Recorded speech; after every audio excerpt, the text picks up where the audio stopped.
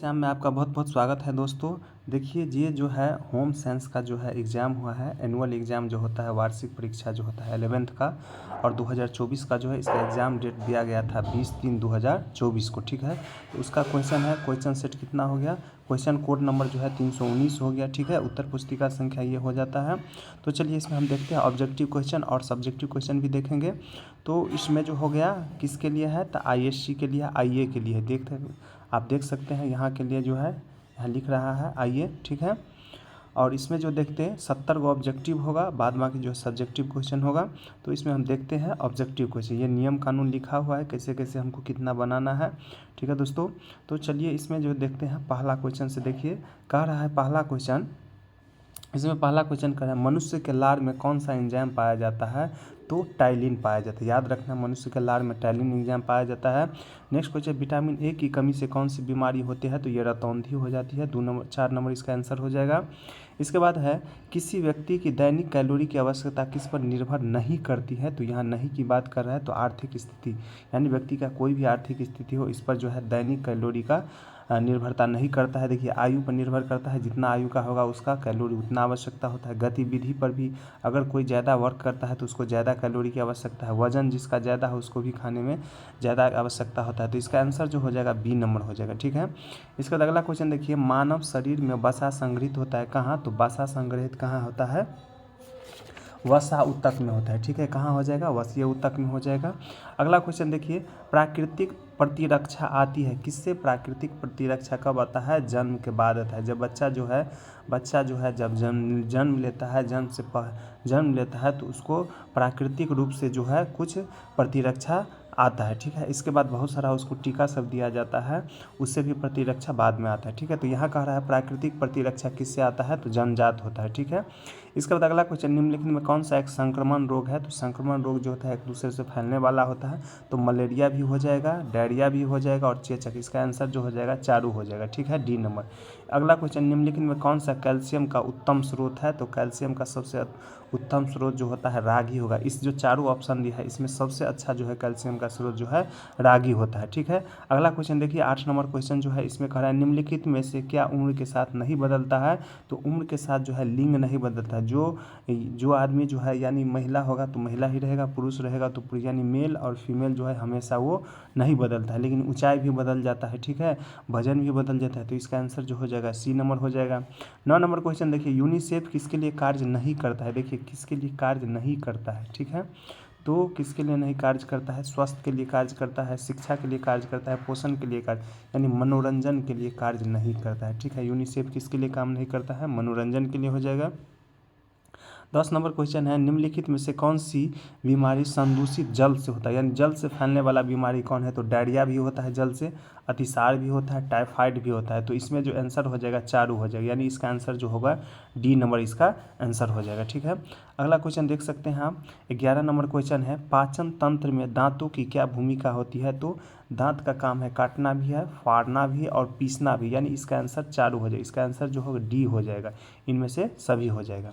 अगला क्वेश्चन देख सकते हैं 12 नंबर क्वेश्चन है, निम्नलिखित में कौन सा पाचन तंत्र की गड़बड़ी है, तो पाचन तंत्र की इनमें से कौन सा गड़बड़ी के बारे में बात कर रहा है, तो पाचन तंत्र अगर गड़बड़ हो जाएगा तो क्या हो जाएगा, कब्ज भी होगा, उल्टी भी होगा और अपच भी हो जाएगा। तो इसका आंसर D हो जाएगा, इनमें से सभी हो जाएगा। ठीक है, इसका आंसर कौन हो जाएगा, D हो जाएगा।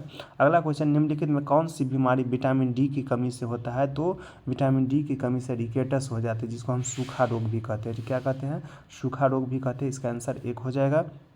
नेक्स्ट क्वेश्चन देखिए 14 नंबर जो है, खाली स्थान एक गैर संचारी रोग है, तो कौन सा जो है गैर संचारी रोग है, तो हृदय घात जो है गैर संचारी रोग होता है। ठीक है, खांसी, खसरा, कंठमाला जो है गैर संचारी रोग नहीं होता है, केवल हृदय होता है, यानी इसका आंसर नंबर B हो जाएगा।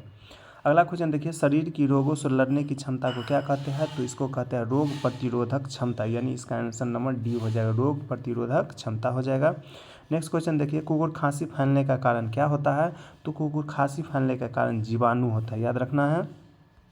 अगला क्वेश्चन, कौन सी बीमारी हवा से फैलती है, तो हवा से देखिए चेचक भी फैलता है, तपेदिक भी, इन्फ्लुएंजा भी, इनमें से सभी हो जाएगा, यानी इसका आंसर D हो जाएगा। ठीक है, इसका आंसर कौन हो जाएगा, D नंबर हो जाएगा।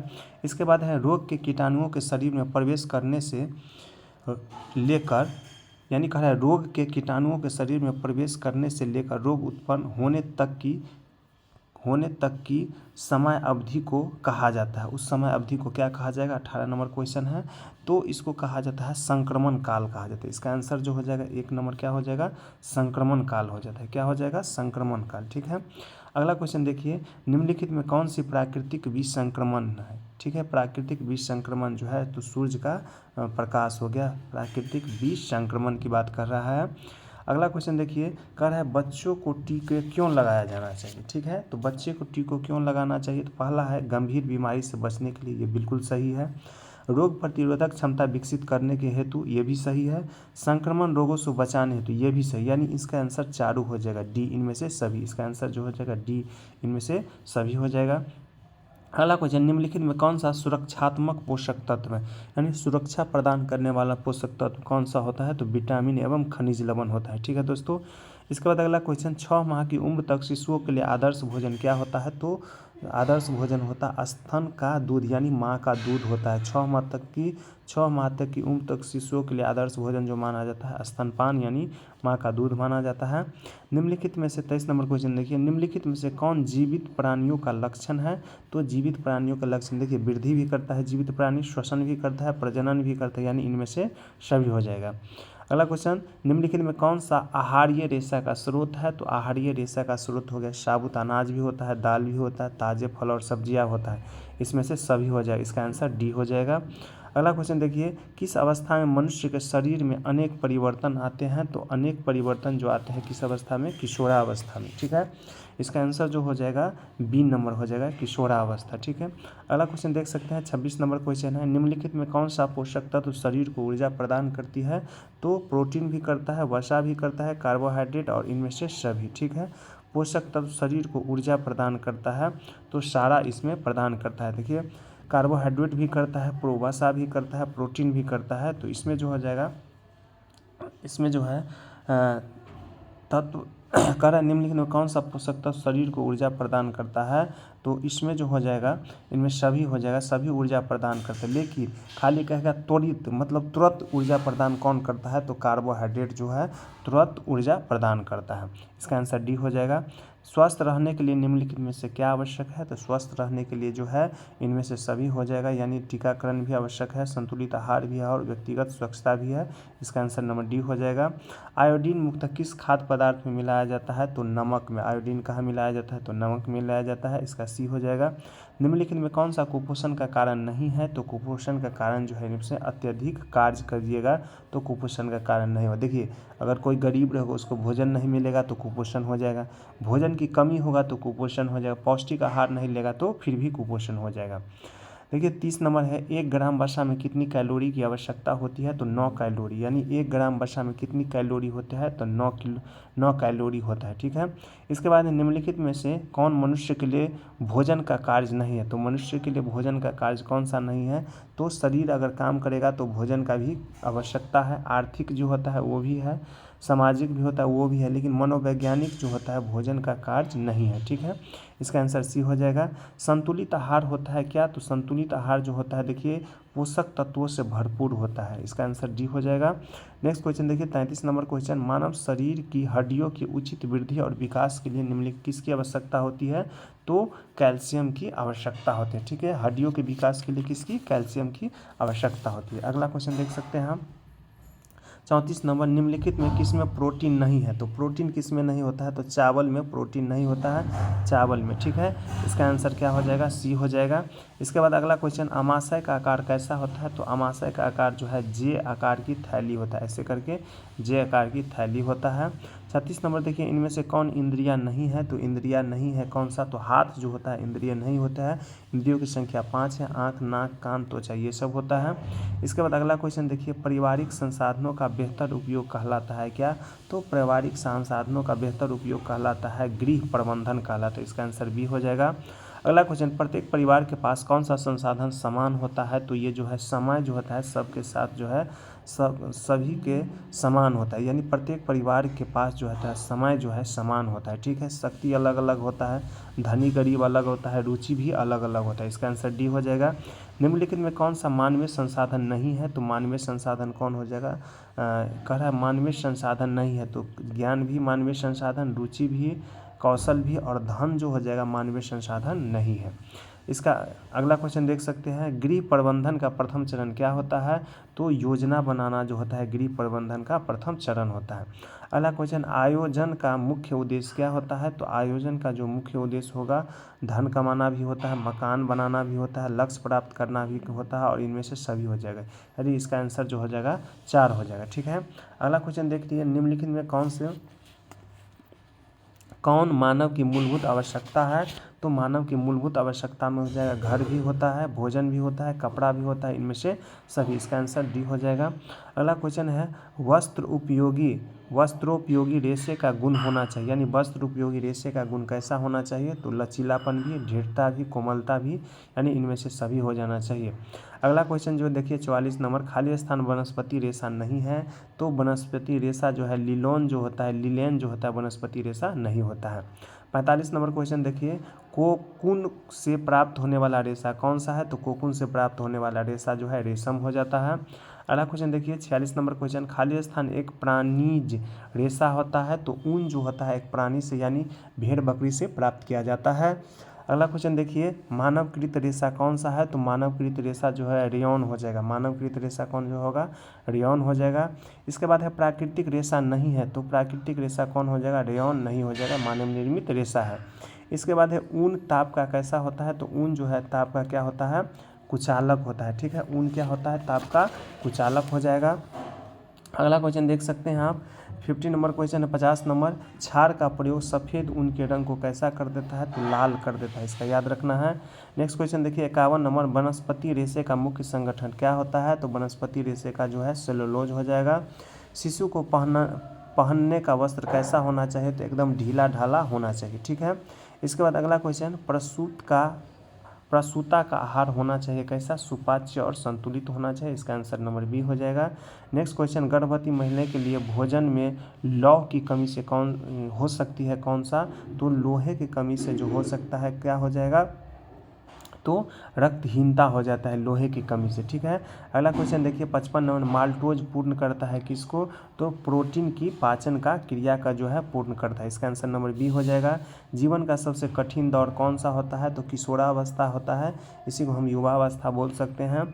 इसके बाद अगला क्वेश्चन, हृदय से शुद्ध रक्त ले जाने वाली नलिकाओं को क्या कहते हैं? तो हृदय से शुद्ध रक्त जो ले जाने वाली नलिकाओं को हम कहते हैं महाधमनी कहते हैं। अगला क्वेश्चन देख सकते हैं आप 58 नंबर, सिराएं ऊपर से देखने पर किस तरह से होता है? तो नीला दिखाई पड़ता है सिराएं। ठीक है, अगला क्वेश्चन, विटामिन सी का रासायनिक नाम पूछ रहा है, तो विटामिन सी का जो रासायनिक नाम हो जाएगा एस्कॉर्बिक एसिड हो जाएगा। अगला क्वेश्चन 60 नंबर, त्वचा के माध्यम से कौन सा अवशिष्ट पदार्थ निकलता है? तो ये तो सबको पता होगा, पसीना निकलता है। अगला क्वेश्चन देखिए 61 नंबर, रेडीमेड वस्त्रों पर लगे देखभाल संबंधी लेवल किसके बारे में सूचना देते हैं? तो इस्त्री के बारे में, धुलाई के बारे में, सुखाई के बारे में, इनमें से सभी हो जाएगा, यानी डी नंबर हो जाएगा। अगला क्वेश्चन, एक सामान्य शिशु का वजन कितने समय में दुगुना हो जाता है? तो यह है 6 महीना, यानी 5 से 6 महीना में क्या हो जाता है? दुगुना हो जाता है, तो इसका आंसर बी नंबर 6 महीना हो जाएगा। प्रारंभिक बचपन से तात्पर्य कौन सी होता है? तो प्रारंभिक बचपन जो होता है 206 वर्ष की अवधि को हम प्रारंभिक बचपन की अवधि कहते हैं। इसके बाद है भ्रूण के निर्माण के लिए आवश्यक क्या होता है? तो भ्रूण के निर्माण के लिए आवश्यक प्रोटीन बहुत ही जरूरी है भ्रूण के निर्माण के लिए। अगला क्वेश्चन देखिए, अमाशय रस कैसा होता है?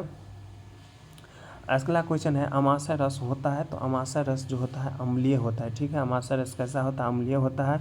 मध्य कर्ण में अस्थियों की संख्या कितना होता है? तो 3 होता है, यानी एक कान में 3 गो हड्डी, तो 2 कान में 6 गो हड्डी हो जाए। तो कह रहा है मध्य कान में अस्थियों की संख्या कितना होता है? तो 3 होता है। प्रसवोत्तर अवधि क्या होता है? प्रसवोत्तर अवधि क्या हो जाएगा? तो प्रसवोत्तर अवधि होता है गर्भधारण से लेकर और प्रसव तक की अवधि को हम क्या कहते हैं? प्रसवोत्तर अवधि कहते हैं। इसके बाद है अगला क्वेश्चन, निम्नलिखित में कौन सी ध्वनि प्रदूषण का सबसे आम स्रोत हो गया? तो देखिए सड़क यातायात जो होता है आम स्रोत हो जाए। देखिए लाउड स्पीकर से होता है, पटाखे से भी होता है, मकान निर्माण। तो देखिए लाउड स्पीकर हर समय नहीं बजता है, कभी कभी बजता है, पटाखे भी कभी कभी फूटता है, मकान निर्माण भी कभी कभी होता है, लेकिन यातायात हमेशा होता है, इसका आंसर सी हो जाएगा। अगला क्वेश्चन देखिए, शुद्ध जल होता है कैसा? तो रंगहीन भी होता है, गंधहीन भी होता है, स्वादहीन, यानी इसका आंसर नंबर डी हो जाएगा। अगला क्वेश्चन देखिए, कह रहा है निम्नलिखित में कौन प्राथमिक रंग है? तो प्राथमिक लाल, हरा और नीला होता है। ठीक है, तो लाल, हरा, नीला होता है। देखिए इसमें लाल भी दिया है, नीला भी दिया और हरा नहीं दिया, तो हरा के बदला जो होता है हल्का पीला भी होता है। तो इसका आंसर जो हो जाएगा डी नंबर, इसका आंसर हो जाएगा। अगला क्वेश्चन देखिए इस तरह से 70 क्वेश्चन हो गया। इसमें आपको कितना बनाना होता है? 35 क्वेश्चन बनाना होता है। ठीक है, अब सेक्शन बी में देखिए ये क्वेश्चन दिया हुआ है, ये क्वेश्चन दिया है 10 गो क्वेश्चन दिया है और इसके दो नंबर का क्वेश्चन है। पहला जो है इसमें टिप्पणी कर रहा है लिखने के लिए पाचन तंत्र पर, तंत्रिका तंत्र पर, इसके बाद रक्त पर, ग्रामीण स्वच्छता पर, पोषण पर, संतुलित आहार पर, आहार योजना पर, कुपोषण पर, बाल विकास पर, प्रसव पूर्व देखभाल, टीकाकरण, गृह प्रबंधन, पारिवारिक संसाधनों की व्यवस्था, परिधान का महत्व, प्राकृतिक रेशे, रासायनिक रेशे, प्रसवोत्तर व्यायाम, विश्व स्वास्थ्य संगठन, जल, प्रोटीन, यानी 20 क्वेश्चन है। प्रत्येक क्वेश्चन कितने नंबर का है? 2 नंबर का है। ठीक है, इसके बाद देखिए दीर्घ उत्तरीय प्रश्न जो है लॉन्ग आंसर टाइप क्वेश्चन हो गया। ये जो है 3 क्वेश्चन है और 5-5 नंबर का है। देखिए पहला क्वेश्चन इसमें है शरीर में जो है कार्बोहाइड्रेट से के क्या कार्य है? दूसरा है 22 नंबर क्वेश्चन देखिए शरीर में रक्त का क्या कार्य है? 23 नंबर देखिए वायु प्रदूषण के कारणों का वर्णन करें। ठीक है, ये सब 5-5 नंबर का क्वेश्चन है। 24 नंबर देखिए संतुलित आहार में कौन से पोषक तत्व समाविष्ट किए जाते हैं? और 25 नंबर कुपोषण से होने वाले रोगों का वर्णन करें। और लास्ट क्वेश्चन है एक गृहिणी के गुणों पर प्रकाश डालिए। ठीक है, तो इस तरह से जो है देख सकते हैं ये पूरा क्वेश्चन है। ठीक है, तो अगर मेरा वीडियो अच्छा लगे तो मेरे चैनल को सब्सक्राइब करें, लाइक करें, शेयर करें। जय हिंद, जय भारत। और इस तरह के वीडियो देखने के लिए हमेशा मेरे चैनल को सब्सक्राइब करें। जय हिंद।